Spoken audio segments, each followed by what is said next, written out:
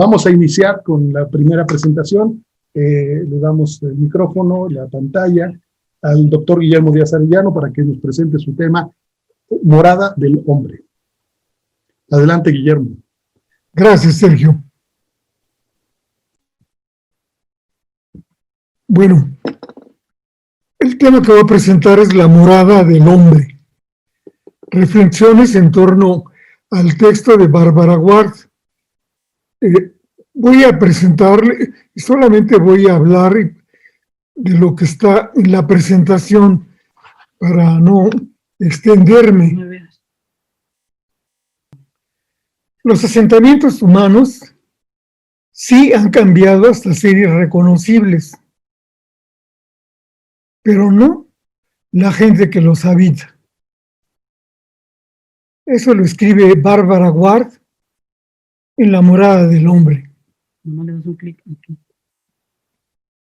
Ese es el libro que ella publicó.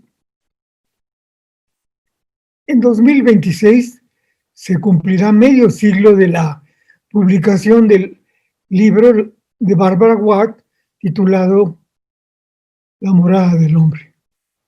En este texto la autora mostraba una fuerte preocupación por lo que en las últimas décadas han venido padeciendo las ciudades en crecimiento, la falta de planeación y organización para cubrir las necesidades de los habitantes de las urbes en desarrollo. Asimismo, Ward hacía un importante señalamiento que hoy cobra un especial interés para la humanidad: la necesidad de una planeación urbana que haga viable el mantenimiento de la higiene y saneamiento de las ciudades. Esto, si bien no garantiza evitar la propagación de una pandemia en los niveles que el mundo entero está enfrentando en este año 2020, sí apoyaría en gran medida a la toma de decisiones e incluso viabilizarían las iniciativas sanitarias que se pudieran tomar para un mejor resultado en la búsqueda por aminorar los daños. Todo ello tomando como punto de partida y principal objetivo el bienestar de los seres humanos. Dale un clic. En el presente trabajo analizaremos estos y otros puntos planteados por Ward en 1976 para recuperar y actualizar las soluciones que en su momento vislumbró para beneficio del desarrollo urbano y con ello crear lo que a sus ojos debía contener la morada humana. Un espacio para vivir y un espacio para habitar. Crear espacios habitables que brinden no solo refugio y protección, sino también sentido de pertenencia y continuidad. Son algunas de las principales cualidades que los seres humanos hemos procurado en aquellos espacios que hemos destinado para habitar, para convertirlos en nuestro hogar. Poco a poco el perfil humano que pudo cobrar una casa se hizo extensivo al entorno, convirtiendo entonces al barrio, la colonia e incluso la ciudad misma como parte de ese espacio habitable en el cual el sentido de seguridad y pervivencia fueran posibles de percibir. El sentido de convivencia humana permitía distinguir claramente la línea limítrofe entre los espacios comunitarios de aquellos privados, todos ellos con un perfil propio de seguridad, viabilidad y cobertura de necesidades básicas, de acuerdo a las finalidades y usos para los cuales habían sido destinados.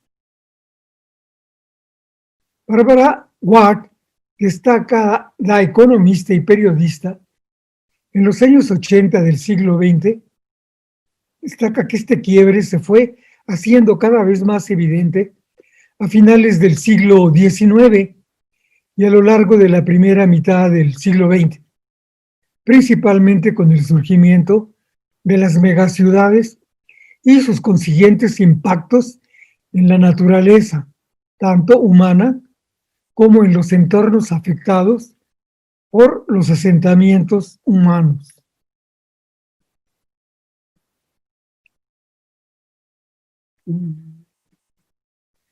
Ward advierte acerca de la necesidad de observar el proceso de crecimiento urbano y prestar especial atención para que ello derivara en gigantescos conglomerados a los cuales a la larga resultaría imposible brindar servicios básicos y, aún más, sobre los cuales sería complejo ejercer un control que hiciera viable la seguridad social. Desde finales de los años 70 del siglo XX, Ward señalaba que la aparición de las megaciudades, cuyo gigantismo deriva en problemas correlativos a su magnitud, debía ser atendido con especial cuidado y planeación, de acuerdo a sus investigaciones.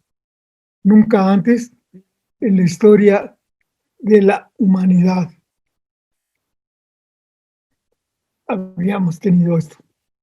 Las desigualdades patentes, las carencias apremiantes, la presión social, el crecimiento demográfico y hoy podríamos agregar los latentes focos de infección y la creación de espacios propicios para la propagación de epidemias, entre otras muchas amenazas, rebasan por su hipertrofia, incesante aparición conflictual a los modelos de planificación propuestos por los primeros urbanistas atentos a las necesidades del ser humano.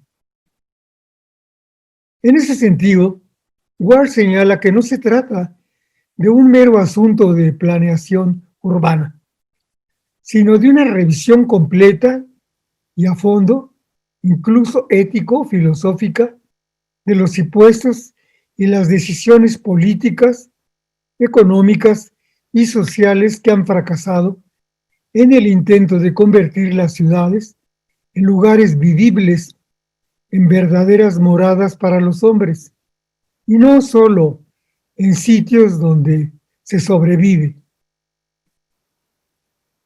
De esta perspectiva, Ward se pronuncia en favor de una renovación radical de la vida, fundamentada en una fuerte tradición humanística, sobre la cual propone un cambio de perspectiva entre los llamados problemas técnicos del urbanismo, con una visión entrañable y esperanzada de la convivencia real de los seres humanos. ¿Qué sería de la arquitectura si no pensáramos en las relaciones espaciales que genera el ser humano al habitar? Y más aún, si no reflexionamos en las necesidades de convivencia que se requieren para mantener un equilibrio armónico tanto a nivel individual como comunitario. Con esta preocupación, Ward propuso adentrarnos al análisis del hábitat, donde se define la escena de las acciones personales y particulares, al mismo tiempo que colectivas, del ser humano, así como analizar en dónde se generan diferentes y diversas correspondencias entre los comportamientos y los lugares que habitamos para establecer la conformación del hábitat. Exige grados de implicación de cada habitante con el proceso de definición de su propia espacialidad. Por ejemplo, el clima y con ella los usos y costumbres que derivan de este. Al mismo tiempo, se despierta un sentido de pertenencia que marca con ello la pauta de la territorialidad, que deriva en formas tan peculiares como la expresión de un lenguaje formal e informal, propio de los habitantes para definir los objetos, elementos, tradiciones propios de un lugar. El hábitat humano no solo demarca sitios o territorios, sino que se carga de significado. En este caso, si analizamos el sentido de la espacialidad constitutiva del ser de ahí que menciona Barth en varios de sus estudios. El sentido de arraigo y pertenencia que se pone de manifiesto y que entra incluso en una relación filosófica con el mundo, en donde el ser de ahí se traduce en este siglo XXI en un sentido de vecindad geográfica, de lo cual se deriva el entendimiento de que todos somos parte de una sola tierra, solo que pertenecemos a un barrio geográfico diferente. Por esta misma razón, la conciencia sobre una ciudad de los barrios geográficos vecinos resulta primordial para mantener un medio ambiente humano sano, tal como lo definió Barth en 1972. El problema ambiental que suponía entonces la demanda de recursos para una población cada vez más abundante y la contaminación emanada de los procesos productivos existentes derivados de los estilos de vida dominantes hasta ese momento requerían ser atendidos de manera apremiante. De igual manera, sucedía con la urgencia por atender la preocupación universal por la relación inseparable entre desarrollo y medio ambiente. El cuidado y conservación del planeta que Barbara Ward externó junto con un selecto grupo de la comunidad científica tuvo frutos en junio de 1972, fecha en la que se llevó en Estocolmo la conferencia de las Naciones Unidas sobre el medio ambiente humano. Esta conferencia logró reunir a líderes del más alto nivel, reconocidos por su aportación internacional. En ella se recogieron y analizaron determinadas inquietudes que en el marco del orden mundial fueron documentadas y expresadas en un informe que quedó firmado por los gobiernos participantes, la sociedad civil, así como la comunidad académica y científica. Esta iniciativa dio lugar a la concepción de las ciudades sustentables, concepto que nació con el propósito de poner en marcha algunos principios expuestos en el informe Brundtland, presentado en 1987 en la 42ª sesión de las Naciones Unidas bajo el título Nuestro futuro común. En el informe expuesto por la primer ministra de Noruega, Gro Brundtland, se hizo hincapié en el hecho de que el empobrecimiento de la población mundial era una de las principales causas del deterioro ambiental a nivel global, por lo que resultaba apremiante adoptar cambios en la concepción del funcionamiento económico de las ciudades. En 1992, los jefes de Estado reunidos en la Cumbre de la Tierra en Río de Janeiro reiteraron la idea de Brundtland y se comprometieron a buscar juntos las vías de desarrollo que respondan a las necesidades del presente, sin comprometer las capacidades de las generaciones futuras de satisfacer las suyas. Estos compromisos de Estado formarían parte de lo que se conocería desde entonces como la Agenda 21, que básicamente se concretaría a ser el plan de acción que los estados deberían llevar a cabo para transformar los modelos de desarrollo basados en una explotación irracional e ilimitada de los recursos naturales y eliminar a su vez el acceso desigual a sus beneficios. En consecuencia, se llevaría a cabo la instauración de nuevos modelos de desarrollo que satisfagan las necesidades de las generaciones actuales sin comprometer la capacidad de las generaciones futuras. 2 años más tarde, en mayo de 1994, bajo la tutela de las Naciones Unidas, se adoptó la iniciativa de crear una red de ciudades sustentables con el propósito de traducir los preceptos globales del desarrollo sustentable en orientaciones prácticas y tangibles desde los municipios y las ciudades pequeñas hasta lograr ser aplicados a las grandes metrópolis. Auxiliados por diversas oficinas de estudio, se han dedicado a elaborar una Agenda 21 local que realice un diagnóstico ambiental de cada ciudad y proponga medidas ecológicas concretas. En arquitectura, una de las iniciativas que ha mostrado resultados positivos ha sido la llevada a cabo por la Escuela de Graduados en Diseño de la Universidad de Harvard. Esta escuela otorga el premio Green Prize Veronica Roche para reconocer la excelencia en el diseño urbano con perfil ecológico a través de los proyectos que contribuyen al mejoramiento de los espacios públicos de la ciudad, que a su vez mejoran la calidad de vida en esta.